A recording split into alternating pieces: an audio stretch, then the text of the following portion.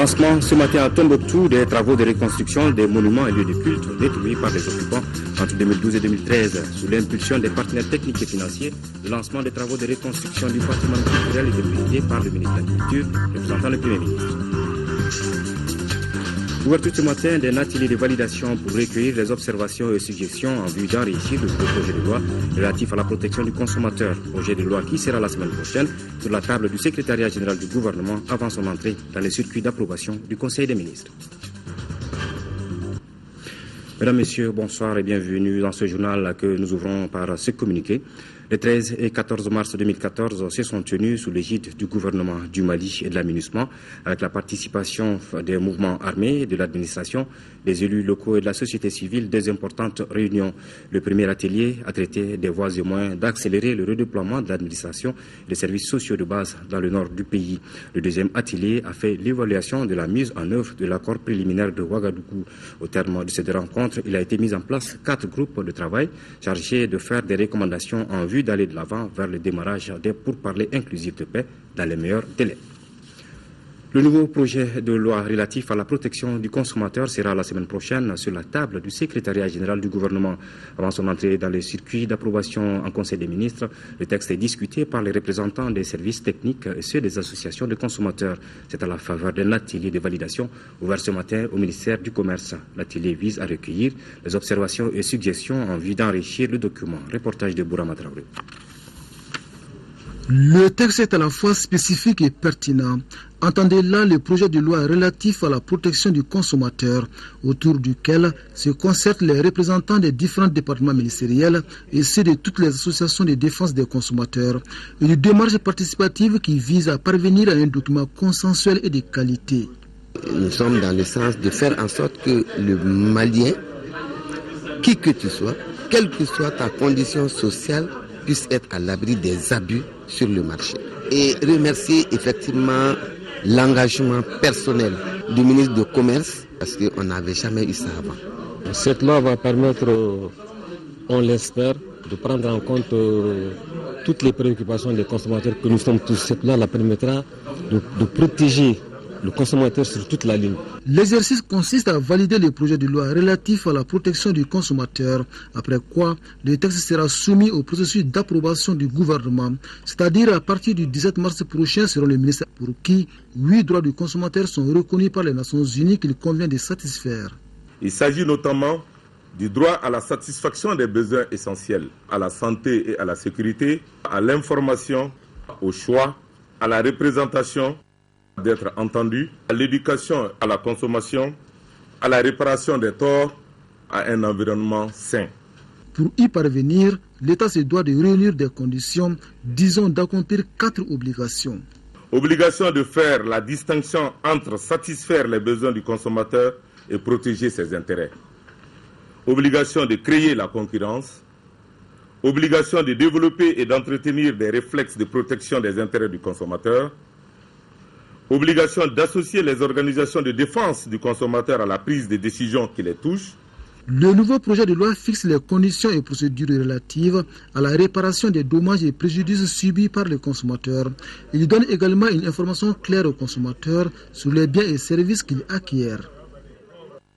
Cet autre communiqué avant de poursuivre cette édition, le ministre de l'administration territoriale, conformément au décret numéro 96-093 PRM du 25 mars 1996 instituant la semaine nationale des martyrs et numéro 04-325 PRM du 12 août 2004 portant création de la Commission nationale d'organisation des fêtes et manifestations officielles en République du Mali, informe l'opinion publique nationale et internationale qu'il est institué en République du Mali des journées du souvenir et du recueillement dénommées Semaine nationale des martyrs couvrant la période du 17 au 25 mars 2014. Durant cette période, les drapeaux sont mis en berne. Par conséquent, il invite chaque citoyenne et chaque citoyen à l'observation de toutes les consignes et mesures relatives à la bonne tenue de cette Semaine nationale des martyrs et de la journée du 26 mars 2014. Le ministre compte sur l'esprit civique de tous et de chacun. La tournée du ministre de l'Urbanisme et de la Politique de la Ville dans les 6 communes du district de Bamako se poursuit. En commune 2, Moussa Mara est allé présenter à la population la nouvelle stratégie de protection des espaces publics. Mohamed Ould Mamouni. Si, il y a quelques années, les communes du district de Bamako disposaient de 1597 espaces publics, aujourd'hui, il n'en reste que 261. C'est donc dire que ces espaces sont en voie de disparition. Et c'est pour sauvegarder le peu qui reste que le ministre de l'Urbanisme et de la Politique de la Ville, Moussa Mara, s'est rendu dans les communes du district pour expliquer sa stratégie de protection de ces espaces. Il s'agit de protéger ce qui reste encore des espaces publics de Bamako. Et nous avons voulu associer les populations, parce que ce sont les populations qui sont à côté des espaces publics et qui peuvent, de manière vigilante, attirer l'attention des maires, attirer l'attention de l'État sur toute atteinte qui peut menacer ces espaces publics. Nous devons faire en sorte de protéger juridiquement, nous sommes en train de le faire, ces espaces, et physiquement ces espaces avec la participation des populations. Si, par exemple, la commune 1 compte 65 espaces publics, la commune 4, 77 et 47 en commune 5, la commune 2, elle, n'en a que 4 selon un inventaire fait par le ministère en charge de la question. Au cours de la rencontre, les populations ont exprimé leurs préoccupations majeures. Elles ont trait aux questions foncières. La population a beaucoup de doléances, dont en particulier la protection du foncier de manière générale. Donc la protection des espaces publics, certes, mais la protection du foncier. Nous avons rassuré les uns, nous avons montré notre disponibilité aux autres et la disponibilité de la mairie pour œuvrer à leur côté afin de redresser tous les torts possibles qu'on peut redresser et surtout protéger les équipements publics qui restent à protéger à Bamako. En ce qui concerne les 261 espaces publics restants dans le district de Bamako, le ministre Moussa Mara a déclaré que la priorité du gouvernement est leur protection à l'aide de plaques et de clôtures. Cette initiative s'étendra à toutes les régions du pays. La Coalition nationale des jeunes volontaires pour le développement vient de bénéficier d'un programme d'appui à la jeunesse du Mali en vue de la réconciliation. Le projet, financé par l'UNESCO, permettra de former 350 jeunes volontaires en outils informatiques. Les volontaires, une fois formés, vont sensibiliser les populations à partir des nouvelles technologies de l'information et de la communication. Al-Jumatina. La jeunesse malienne se mobilise pour participer au processus de réconciliation déjà amorcé par les autorités. Le Conseil national de la jeunesse, à travers la Coalition nationale des jeunes volontaires pour le développement, va s'atteler à l'instauration de la paix. Pour cela, la CONGEDEV va s'appuyer sur les nouvelles technologies de l'information pour mener la sensibilisation. Le projet, c'est pour qu'au finish, il y ait un vaste réseau de jeunes conscients, des jeunes de la nouvelle génération d'Ambé, un concept porté par le ministre de la Jeunesse et des Sports. Le projet qui arrive dans un contexte post-conflit est financé par l'UNESCO, qui reste engagé à accompagner le Mali. C'est ainsi que 350 jeunes volontaires seront formés en outils informatiques pour prêcher la réconciliation. Ce projet vous permet de vous exprimer en utilisant des nouvelles technologies. Vous retrouvez dans les ateliers de formation pour être encore mieux édifiés et informés. Ça rentre dans le cadre de notre stratégie, la stratégie du faire-faire que nous prenons aujourd'hui, qui consiste à appuyer les associations à aller vers la mise en œuvre de leurs activités contenues dans leur plan d'action. Donc à ce titre, nous saluons cela et nous sommes totalement disposés et mobilisés aux côtés de ces organisations bénéficiaires pour les aider dans la mise en œuvre de ce projet. Je vais mesurer l'ampleur de la tâche. Cette subvention qui vous est faite, loin d'être une manne, doit être perçue comme une charge au sens noble. Vous devez vous employer à en faire le meilleur usage, non pour votre profit, mais pour le bonheur des communautés envers lesquelles vous avez des devoirs à assumer. Soyez cette génération d'Ambé dont le pays a tant besoin. Mais vous connaissant et sachant votre engagement citoyen, je n'ai point d'inquiétude quant au bon usage des fonds et bon déroulement du projet. La mise en place d'un tel projet ne fait que contribuer à aider les initiatives du gouvernement. Les jeunes volontaires viennent de 4 structures de jeunesse.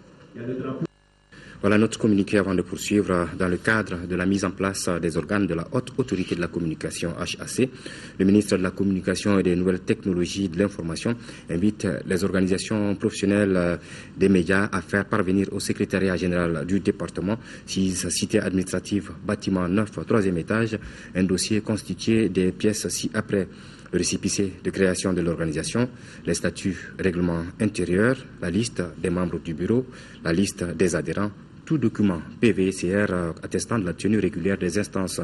La date limite du dépôt des dossiers est fixée au vendredi 21 mars 2014 à 17h30 au lieu sus-indiqué.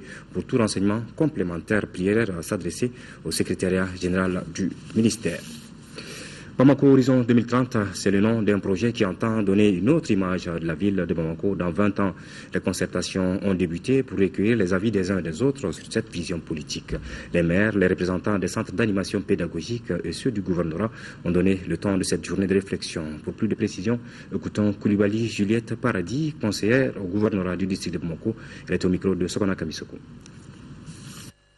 Le projet Bamako Horizon 2030, c'est une vision politique, c'est la définition d'un projet pour 20 ans, pour prévoir ce que sera cette métropole dans 20 ans. 20 ans, c'est la durée d'un schéma directeur d'urbanisme et l'objectif, c'est d'avoir une vision, d'avoir un projet qui puisse fonder ensuite les documents de planification urbaine et qui puissent donc être mieux réalisés sur le territoire parce qu'ils seront l'expression de la volonté des responsables, c'est-à-dire des élus, qui auront également concerté les habitants et les acteurs économiques du territoire.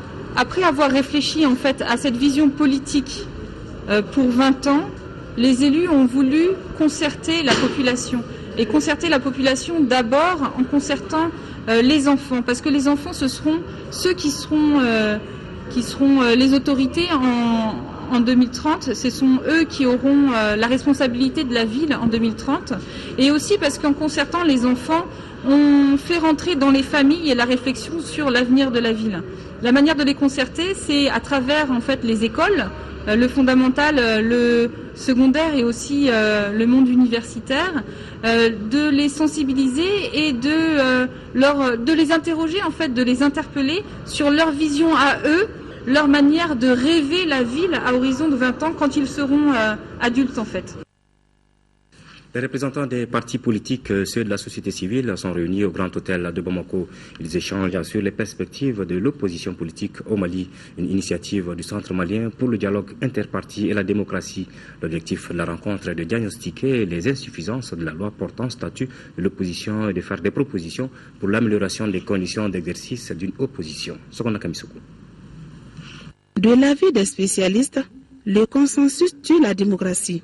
Autrement dit, le système de contre-pouvoir est indispensable dans un processus démocratique. L'existence d'une majorité présidentielle et d'une opposition politique contribue à éclairer les populations sur les questions nationales et surtout à les aider dans leurs choix.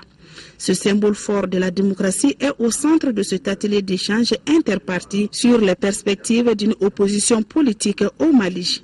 Des échanges. Nous espérons que les enseignements tirés de notre histoire politique récente serviront de base pour formuler des recommandations pertinentes qui pourront enrichir les débats à d'autres niveaux afin de permettre à notre pays de se doter d'instruments juridiques et politiques capables de contribuer à la création de conditions permettant l'exercice politique de la règle majoritaire et l'existence d'une opposition. L'existence et le bon fonctionnement d'une opposition politique permettent l'émergence d'un débat riche et contradictoire. Une nécessité pour la consolidation de la démocratie malienne. D'où l'importance du choix du thème « Perspectives de l'opposition politique au Mali ». Échanger sur les perspectives de l'opposition politique est un thème fort intéressant sur notre landerneau politique, eu égard à la dynamique nouvelle dans laquelle se trouve notre pays. En effet, considérer l'existence de l'opposition politique dans une démocratie relève d'un postulat politique qui s'analyse comme la contribution au débat démocratique, indispensable pour l'enrichissement des populations sur les problématiques nationales. Quel espace d'exercice pour l'opposition? Faut-il un chef de file de l'opposition? Comment assurer une politique correcte d'un statut de l'opposition? Ce sont entre autres interrogations auxquelles tentent de répondre les participants à cet atelier. En deuxième région, exercice de synthèse de la formation du GTA Balanzan. Le chef d'état-major général des armées du Mali, le commandant de l'EUTM et le directeur général de l'état-major de l'Union européenne ont fait ce jeudi le constat d'un exploit de nos militaires formés. Un scénario de défense bien réussi qui donne de l'espoir pour un bataillon requinqué à faire face aux missions qui lui sont assignées. Reportage de Brémakoni. Le chef d'état-major général des armées du Mali, le commandant de l'EUTM, le directeur général de l'état-major de l'Union européenne assistent à la dernière action de la formation du groupement tactique interarmes GTA Balanzan. Le 4e bataillon formé par la mission d'entraînement de l'Union européenne. Cet exercice s'appelle l'offensive. Dans ce scénario, l'ennemi en défensive sur la colline de Dumba à plus d'une vingtaine de kilomètres de Koulikoro a pu être vaincu. Cet exercice a réussi dans la mesure où déjà ça nous a permis de voir le déploiement de la totalité du GTIA en grandeur nature. Ça nous a permis de savoir quel niveau d'opérationnalité nous avons pu obtenir ou atteindre pendant ces 10 mois de formation. Et ça nous a permis de savoir là où on est bon, mais ça nous a surtout permis de savoir quelles sont peut-être les petites lacunes à corriger dans le futur. Nous sommes aujourd'hui le centre du monde. Nous bénéficions de l'expertise d'une vingtaine de nationalités européennes. Ceci est un grand honneur, une grande chance pour que nous remontions là-bas afin de faire face aux missions régaliennes. Les visiteurs de l'Union européenne se disent non seulement satisfaits de la qualité de la formation du GTIA Balanzan, mais aussi de l'ensemble du premier mandat de l'EITM. C'est le 4e bataillon qui est formé. Je peux témoigner ici du progrès constant qui est réalisé par les bataillons, Waraba d'abord, puis Elou, puis Sigui et enfin Balanzan. Je crois qu'il faut être optimiste pour la suite et pour l'aptitude de ces bataillons à remplir leur mission quand ils seront déployés en zone opérationnelle. C'est un parcours tout à fait fructueux avec des résultats tangibles. Donc j'ai pu rencontrer quelques-uns des éléments qui sont là dans ce cadre de l'exercice et qui ont fait preuve d'une très bonne connaissance de leur métier spécifique. Les États membres de l'Union européenne ont mis des ressources à disposition. Ils ont décidé de déployer une mission pour accompagner le Mali dans la montée en puissance de ses forces. Il est normal que périodiquement un compte-rendu leur soit fait. Il est bon que le chef de groupe des conseillers puisse lui-même se rendre sur le terrain, par lui-même voir quelle est la qualité d'instruction, voir les insuffisances, voir ce qui a lieu de corriger, pour faire un compte-rendu, disons, au comité politique qui décide des décisions qui doivent être prises, qui sont composées des ambassadeurs. Le GTIA Balanzan comporte l'artillerie, l'infanterie, le génie militaire et l'armée de l'air représentée par des équipes de guidage aérien tactique avancé GATA ou encore TACP en anglais qui jouent un rôle important dans le combat aérien. L'ensemble forme les 3 compagnies du GTIA. La sortie du 4e bataillon, qui se fera la semaine prochaine, va consacrer la fin du premier mandat de formation de l'Union européenne. En 4e région, le colonel-major Charles Faux, directeur des services de santé des armées, accompagné de son sous-directeur logistique, le médecin-colonel Moussa Bouye Koulibaly, a procédé du 10 au 11 mars à la remise d'un important lot de médicaments dans tous les centres de formation classique basés en zone de défense numéro 2. Reportage d'Irpa, commandant Sibiri Konaté, avec la voix de Fousseni Samarké. La réforme de l'armée malienne est une réalité. Cela se concrétise par cette remise d'importants lots de médicaments dans tous les centres de formation militaire classique du pays. Le colonel-major Charles Faux, chef de mission, donne les raisons de cette grande innovation qui est d'une importance inestimable. Cette année, c'est une grande première pour nous de faire rentrer les CAT1, CAT2, BA1, BA2 et CIA. Et on s'est dit que pour la bonne réussite de toutes ces formations classiques, il fallait obligatoirement un soutien au niveau de la santé. Mais la semaine dernière, déjà, on était à Ségala, où il y a aussi un centre de formation. Et nous tenons à ce que les hommes qui sont en formation soient moralement satisfaits sur le plan sanitaire et sur le plan hygiène-assainissement. Le représentant du commandant des zones de Ségou n'a pas caché sa satisfaction face à ces gestes. Qui dit regard dans les formations demande une certaine énergie. Alors, beaucoup d'efforts physiques et intellectuels, d'où un suivi médical conséquent. Donc ces produits ne peuvent que nous remonter et nous requinquer. Ça nous fait vraiment une grosse épine à enlever du pied, parce que du début de la formation jusqu'à nos jours, on avait commencé à enregistrer un certain nombre de pathologies qui découlent de l'aspect physique de la formation. Chez moi, les activités physiques sont beaucoup plus intenses, d'où le réveil de certaines pathologies. Avec ce dépôt de médicaments à notre niveau, ça nous fait vraiment du bien. Ces produits pharmaceutiques contribueront sans nul doute à abréger les souffrances des stagiaires. En 5e région, 6 milliards 50 millions de francs CFA, c'est l'enveloppe mobilisée par le gouvernement américain à travers l'USAID pour la mise en œuvre de 2 projets intervenant dans les domaines de l'eau, l'hygiène, l'assainissement et la nutrition. Ces 2 projets intitulés WASH+, et USAID Nutrition et Hygiène couvriront 79 communes dans les régions de Koulikoro, Ségou et Mopti. Reportage de Yacouba Maïga. Les projets WASH+, et USAID Nutrition et Hygiène, dont les activités viennent d'être lancées, visent à améliorer l'état nutritionnel de plus de 100 000 enfants de moins de 2 ans et environ 500 000 femmes en âge de procréer. WASH+ interviendra dans 180 villages répartis entre 18 communes des cercles de Mopti, Bankas et Bandiagara dans la région de Mopti. Quant au projet USAID Nutrition et Hygiène, il couvrira 610 villages répartis entre 61 communes des régions de Koulikoro, Ségou et Mopti. Les activités des 2 projets de l'USAID qui sont lancés officiellement aujourd'hui s'inscrivent dans le cadre de la mise en œuvre de la politique nationale d'assainissement et aussi ces 2 projets s'inscrivent dans la politique nutritionnelle adoptée par le gouvernement du Mali. Ces 2 projets font partie des initiatives de soutien du gouvernement américain au gouvernement malien. Ils sont financés à hauteur de 6 milliards 50 millions de francs CFA par l'USAID pour une durée de 2 ans pour WASH+, et 5 ans pour USAID Nutrition et Hygiène. C'est le lieu d'exprimer notre reconnaissance à l'USAID au Mali pour les efforts qui ne cessent de déployer dans le pays et particulièrement dans les 3 régions. La mise en œuvre des projets WASH+, et USAID Nutrition et Hygiène sera assurée par 2 consortia formés par CARE International au Mali, International Rescue Committee, Family Health International, l'ONG Yaktou et Sahel Eco. Veille citoyenne pour une gouvernance locale participative et apaisée, c'est l'intitulé d'un nouveau projet qui vient d'être lancé dans la commune rurale d'Ansongo. Plus de 5 millions de francs CFA sont engagés pour la réalisation des activités en faveur des collectivités. Ce projet, initié par l'ONG APIF, appui au projet et initiative des femmes, est financé par le programme d'appui aux organisations de la société civile PAOSC 2 pour une durée de 3 mois. Reportage de Aïssata Saliou Maïga. Ce projet, destiné aux collectivités territoriales et aux organisations de la société civile, entend appuyer les capacités des bénéficiaires des 6 villages de la commune d'Ansongo en 3 mois dans la gestion et le suivi des collectivités. Il s'inscrit dans le cadre de la mission Appel à manifestation d'intérêt 5.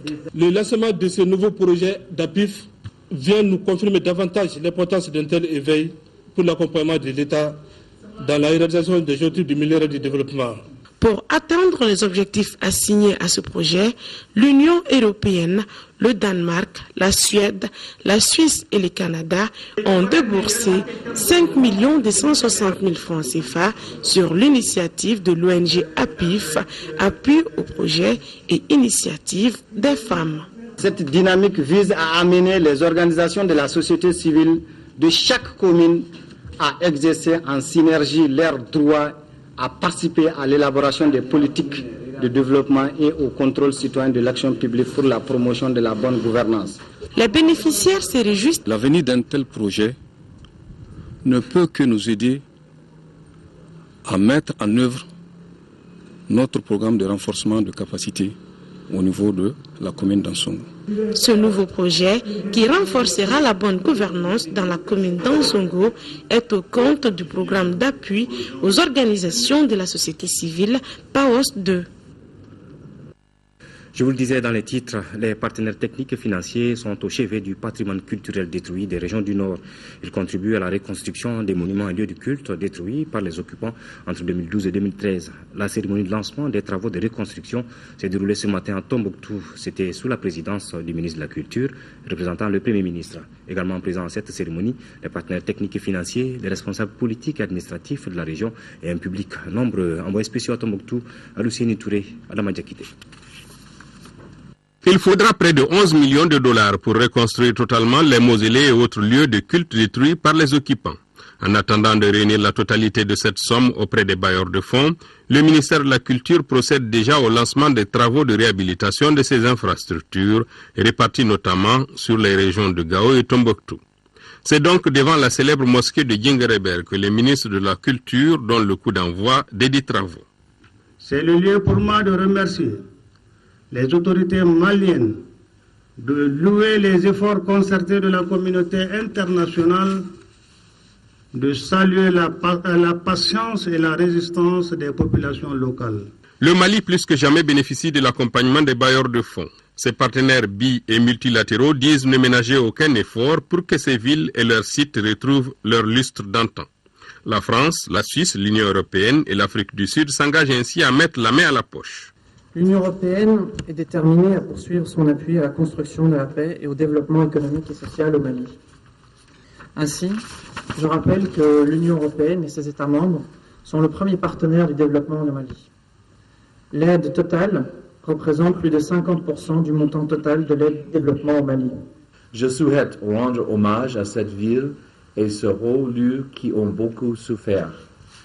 Je salue tout d'abord les efforts du gouvernement malien qui, dès les premières heures de la crise, a alerté les Nations Unies à travers l'UNESCO sur les graves dangers qui couraient son patrimoine culturel au nord du Mali. Je tiens également à reconnaître les efforts des habitants de Tombouctou et des Maliens pour défendre leur savoir, leur patrimoine et leur identité, parfois au péril de leur vie. Bien sûr, tout cela n'aurait pas été possible sans l'engagement de l'UNESCO, cheville ouvrière de cette initiative. Le ministre de la Culture parle quant à lui d'une renaissance. L'acte que nous posons aujourd'hui marque la renaissance et la revitalisation des valeurs culturelles matérielles et immatérielles de cette partie du Mali connue à travers ses ressources patrimoniales multiséculaires. Parmi ces valeurs, on peut citer la tolérance, le dialogue interculturel, la cohésion sociale et la culture de la paix. Le gouvernement du Mali ne ménagera aucun moyen pour contribuer et soutenir l'ensemble des efforts fournis par la communauté locale et d'autres partenaires de la coopération bilatérale et multilatérale. Les travaux s'achèveront en 2016.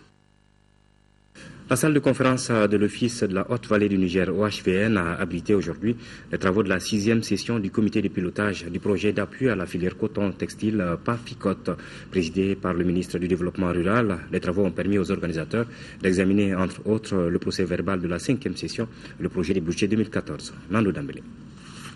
En 2008, le projet d'appui à la filière coton-textile PAFICOT est financé à concurrence de 29,74 milliards de nos francs par l'ABAD.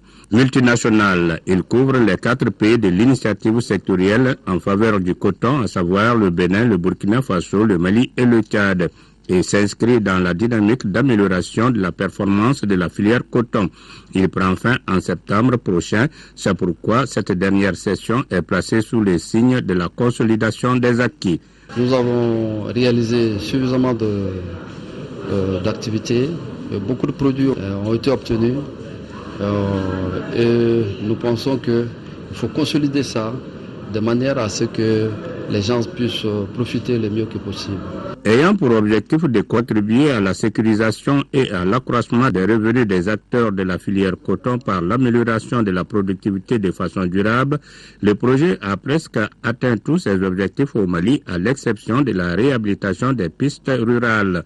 D'où cet appel du ministre du Développement rural à la coordination du projet. J'ai tenu à venir personnellement pour un peu échanger sur ces aspects avec vous, mesdames et messieurs les membres du comité de pilotage, et puis attirer notre responsabilité commune, c'est que les comités de pilotage soient vraiment des cadres réels d'évaluation des activités, d'évaluation d'abord des unités de gestion des projets et programmes, sans complaisance, parce que la responsabilité elle est partagée.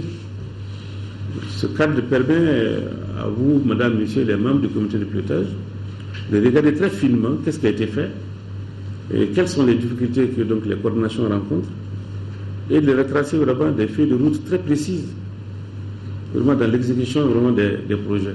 Le ministre n'a pas passé également sous silence les activités à poursuivre liées à la recherche, à la formation des artisanes et des artisans et l'alphabétisation des productrices et producteurs.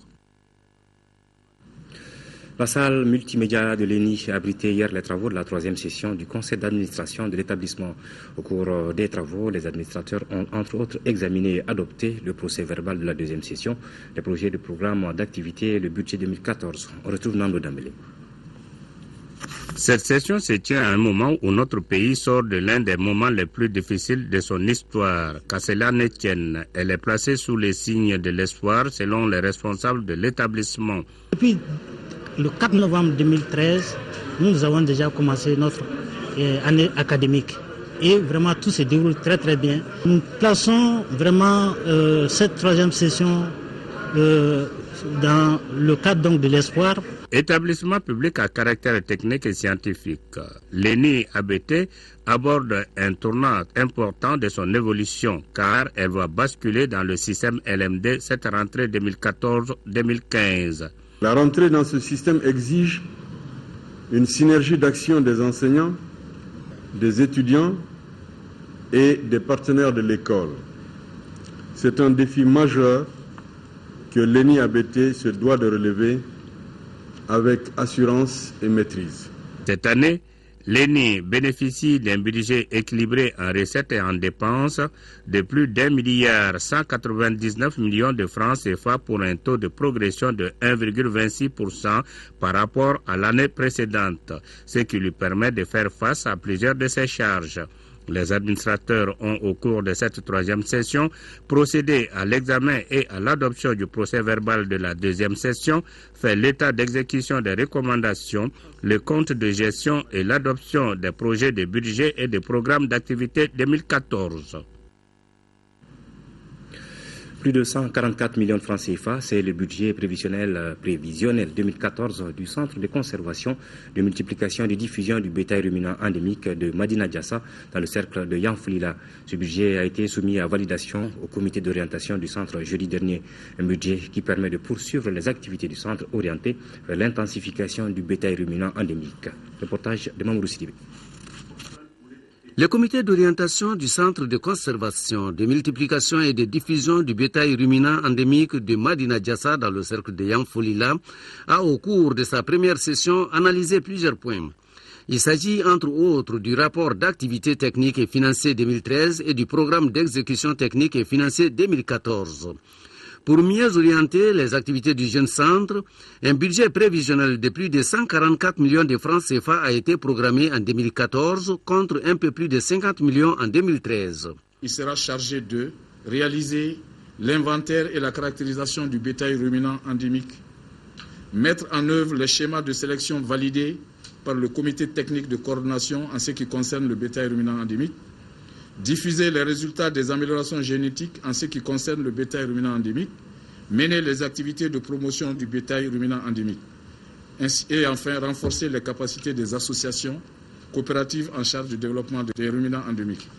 En raison de ses caractéristiques génétiques uniques, le bétail ruminant endémique de Madina Diassa constitue un trésor biologique d'importance mondiale. La race Ndama de Madina Diassa, comme on l'appelle de façon générale le bétail ruminant endémique, est une race autochtone qui a des caractères génétiques qui font qu'il s'adapte à la zone humide. D'autres espèces peuvent vivre difficilement dans cette zone. Donc c'est pourquoi on doit mettre l'accent pour améliorer la valeur économique de ce bétail. Pour lutter contre l'insécurité alimentaire, l'ONG Islamic Relief a initié un programme d'appui à l'autonomisation économique des femmes rurales dans le contexte de l'insécurité alimentaire et du changement climatique au Mali. L'objectif du programme est de contribuer à la réduction de la vulnérabilité économique et sociale des femmes rurales vivant dans la précarité et victimes de l'insécurité alimentaire et des changements climatiques. Abdul Karim Kaba. Environ 5 millions de Maliens risquent ou sont en situation d'insécurité alimentaire sévère. Plus de 2 millions de personnes sont directement affectées par le conflit du Nord, selon une estimation du gouvernement. C'est pour réduire cette situation qu'Islamic Relief a initié le programme d'appui à l'autonomisation économique des femmes rurales dans le contexte de l'insécurité alimentaire et du changement climatique du Mali. Le programme intervient dans 11 villages répartis entre les sectes de Douanzan, Koro, Djenné et Mopti, respectivement dans les communes de Dongal-Boré, d'Andougou Falakala, entre autres. Le projet est à son 10e mois de mise en œuvre.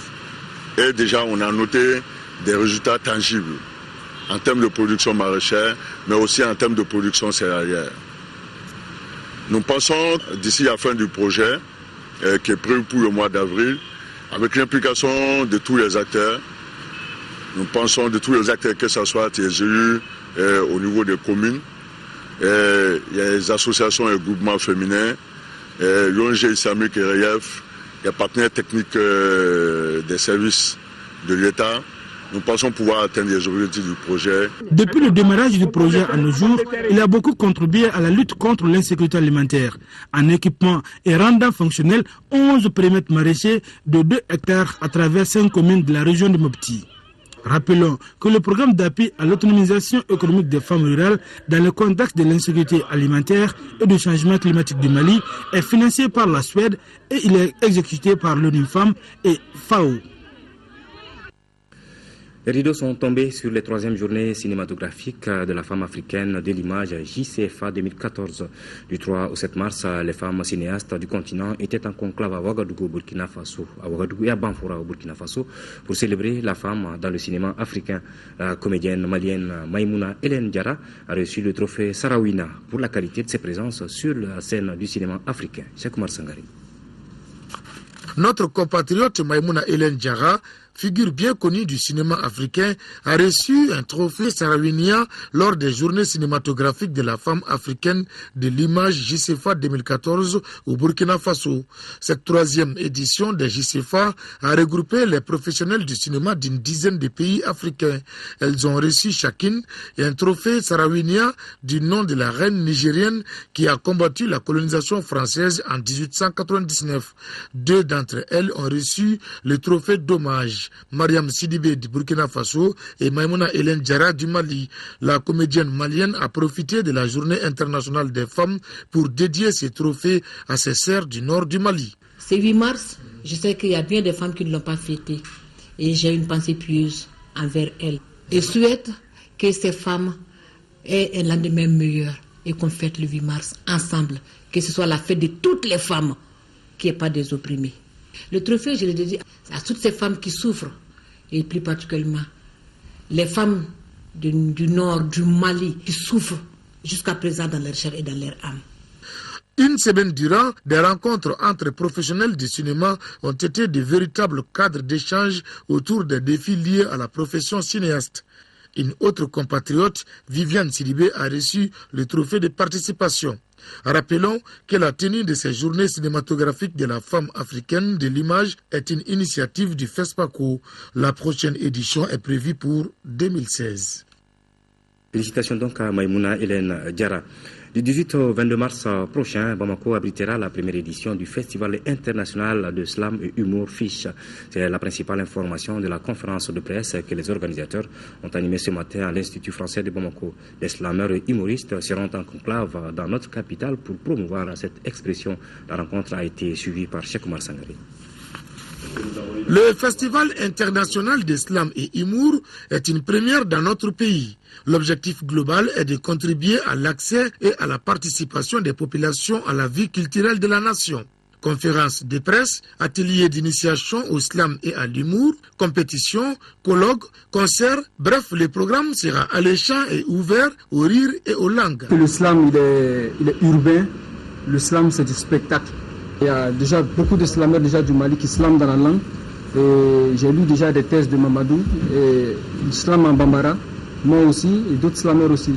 Et il y a des slameurs, une chose anglophones qui seront là, il y a des Ghanéens qui seront là, il y a des Belges qui seront là, d'autres slams en anglais, d'autres slams en néerlandais.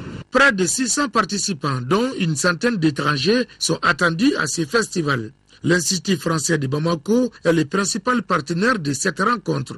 Les parrains sont Aminata Draman Traoré et Habib Dambeledi Gimba National, qui revient avec humour sur une citation de Amadou Ampateba. La parole, elle coupe, elle heurte, elle module, elle forme, réforme, déforme, elle perturbe, elle guérit, elle rend malade, elle rehausse, elle abaisse.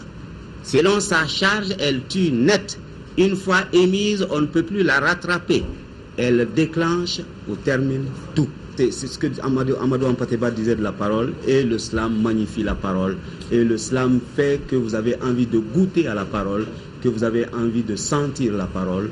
Le Festival international d'Islam et Humour aura lieu du 18 au 22 mars et entre dans le cadre de la célébration de la Journée internationale de la francophonie sous les signes de la paix et de la réconciliation au Mali. Voilà, on va parler de notre festival. C'est parti donc depuis jeudi dernier pour la première édition du Festival international d'Idadi de Bougouni. Le thème retenu est la préservation du patrimoine culturel, facteur de paix et de développement durable. Pendant 3 jours, la ville de Bougouni vibrera au rythme des conférences, débats, expositions, ventes et prestations d'artistes. Le Festival d'Idadi est une initiative du groupe Hôtel Piémont. Reportage de nous, Sissoko. C'est une population du Bani Monotier prête à préserver un de ses éléments culturels, le Didadi, qui a pris d'assaut le stade Sakoromeri Diakité de Bougouni. À travers le festival international Didadi, le groupe Hôtel Piémont entend valoriser le patrimoine artistique, culturel et touristique du cercle de Bougouni. Un festival qui devra contribuer au renforcement de l'esprit de solidarité et d'entente entre les communautés. Le Didadi est une musique traditionnelle populaire au rythme chaleureux et bien cadencé. C'est ce même Didadi qui anime nos villages à chaque occasion de fête.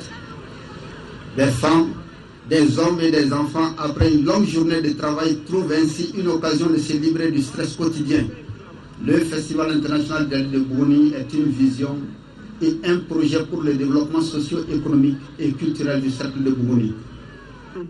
Le festival peut également être un facteur de paix selon le représentant du gouverneur de Sikasso. L'initiative se veut un événement rassembleur de toutes les ethnies, toutes les communautés, bref, un événement qui cultive la paix, la cohésion sociale, le développement économique et culturel du cercle de Bougouni. La cérémonie d'ouverture s'est terminée par une visite de stand des officiels. Ici, l'on trouve des produits du savoir-faire local dans les domaines de l'alimentation, l'artisanat, la médecine traditionnelle, entre autres. L'antenne malienne de l'Union nationale des femmes reporters sportives d'Afrique, UFRESA Mali, a organisé une conférence au débat sur le thème Femmes et sport, quel avenir? Le lancement officiel des activités de l'antenne UFRESA Mali s'inscrit aussi dans le cadre des festivités du 8 mars. La conférence était animée par Mme Sangaré Aminata Keïta, présidente de la Fédération malienne d'athlétisme. Reportage de Mamoutou Dante. Femmes et sport, quel avenir? Beaucoup de gens se posent la question, notamment les femmes reporters sportives. Voilà pourquoi le choix de ce thème débattu au cours de cette première conférence débat, initiée par l'antenne malienne des femmes reporters sportives d'Afrique, UFRESA Mali, il marque le lancement officiel des activités de l'UFRESA Mali, dont le bureau a été renouvelé le 21 septembre 2013. La conférencière Mme Sangaré Aminata Keïta, dans son intervention, a mis l'accent sur l'épanouissement de la femme en général et celle du Mali en particulier dans toutes les activités sportives au Mali et ailleurs. De plus en plus, les femmes s'investissent dans ce milieu sportif avec l'accompagnement de tous et dès qu'on leur fait ce autant que peut faire confiance, les femmes excellent et c'est ce qu'on a vu. Et on a vu les femmes maintenant, elles sont dans tous les domaines, journalistes, et entraîneurs, et reporters. Au cours de cette conférence, l'assistance a eu droit au témoignage de plusieurs personnalités sur l'importance de l'engagement des femmes dans la pratique du sport, les difficultés qu'elles rencontrent au cours de leur carrière sportive. Femmes et sport, quel avenir? Je pense que c'est la question que beaucoup de gens se posent. Pourquoi? Parce que les femmes sportives, souvent, elles n'ont pas une bonne image. C'est pourquoi nous avons choisi ce thème, pour édifier plus les gens que les femmes qui pratiquent le sport. C'est uniquement une profession. Une profession, pourquoi? Comme on dit dans le jargon, une âme saine dans un corps sain. C'est aussi un facteur de développement. C'est pourquoi le choix de ce thème. Ça marque aussi le lancement de nos activités. La porte de l'UFRESA Mali reste ouverte à toutes les femmes africaines journalistes, photographes, réalisatrices, caméra-woman, techniciennes spécialisées en sport, de même que celles des secteurs publics ou privés. Voilà, on parle toujours des sports, cette fois-ci chez les hommes et sur le terrain. Championnat national de Ligue 1 au compte de la 9e journée en retard. La AS Real de Bamako a été sans pitié pour le Niana de Koulikoro, battu 4-0. La rencontre a eu lieu au stade Omnisport Modibo Keita et le compte rendu est signé Isaac Tchenou. La AS Real de Bamako a fait honneur à son rang en terrassant le Niana de Koulikoro, battu 4-0. D'entrée de jeu, les Noirs et Blancs ont pris le match en main et asphyxient leur adversaire. Le Niana n'a pas de répondant nécessaire pour poser problème aux Scorpions. La pression est grande sur le Niana qui par fini permet à l'AS Real d'obtenir un penalty à la 18e minute. Moussa Kodé exécute la sentence. 1-0. Le Real semble ne plus prendre les choses au sérieux, en témoignent les nombreuses occasions manquées. À la mi-temps, le score est de 1-0 pour les protégés de Noumoundiane. Au retour des vestiaires, l'AS Real continue le pressing, ce qui oblige les défenseurs de Niana à commettre des fautes. Conséquence, Siaka Konaté, défenseur de Niana pour cumul de carton, abandonne ses partenaires à la 41e minute de jeu. L'équation devient encore plus difficile à résoudre pour l'équipe de Koulikoro. Le Real finit par inscrire 3 autres buts. D'abord, à la 69e minute par Moussa Koné qui signe son doublé. Et ensuite, au 79e et 87e minute de jeu, par respectivement Souleymane Diarra et Nti Amadou Samake, entrés en cours de jeu. 4-0. En toute fin de partie, Yaya Samake du Niana aussi écope d'un carton rouge. L'AS Real l'emporte sans difficulté 4-0 devant le Niana de Koulikoro. Voilà, la mise à jour de ce championnat national se poursuivra dimanche prochain avec la rencontre de la 9e journée, le classico malien entre le Djoliba AC et le stade malien. Page noire de ce journal, l'ancien bâtonnier de l'ordre des avocats du Mali, Maître Seydou Idrissa Maïga, s'en est allé décédé des suites d'une courte maladie à l'âge de 56 ans. Il a été accompagné ce vendredi en sa dernière demeure. Au cours de cette cérémonie funéraire, il y avait l'ensemble de la famille judiciaire et de nombreuses autres personnalités du Mali et de la sous-région. Il repose désormais au cimetière de Garanti-Bougou. Reportage de Mahmoud Doumbia. La famille judiciaire est en deuil. Maître Seydou Idrissa Maïga s'en est allé. Ancien bâtonnier de l'ordre des avocats du Mali, il est décédé dans la nuit du samedi au dimanche dernier suite à une courte maladie en France.